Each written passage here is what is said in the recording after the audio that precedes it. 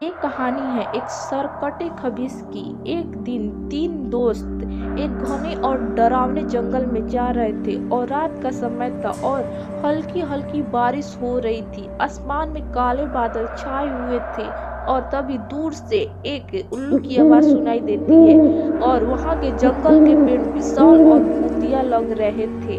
तभी एक दूसरी तरफ एक पुरानी और टूटी फूटी हवेली जिसकी दीवारें दरारों से भरी थी और हवेली के बाहर एक पुरानी बोर्ड लटकी थी जिस पर लिखा था, यहाँ पर आना मना है। अभी एक जीप कच्चे रास्ते से चलती हुई आ रही थी और चारों तरफ घने जंगल और गाड़ी की हेडलाइट से रास्ता रोशन हो रहा था। उस गाड़ी के अंदर वही तीन दोस्त थे जिसका नाम आर्यन, नंदिनी और रोहन था।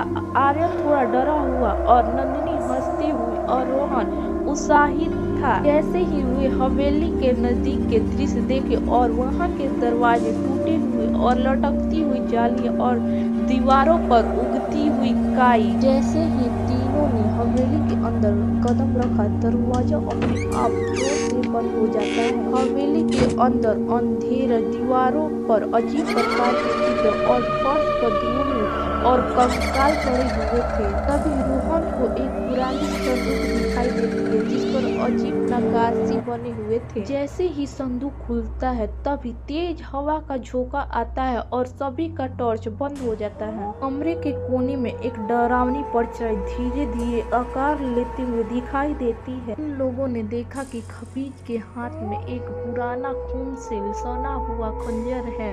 तभी रोहन अचानक से चिल्लाता है और उसकी टॉर्च जमीन पर गिर जाती है। इसकी आगे की कहानी को जानने के लिए पार्ट 2 को देखें और इसके लिए सब्सक्राइब, लाइक एंड कमेंट करें। धन्यवाद।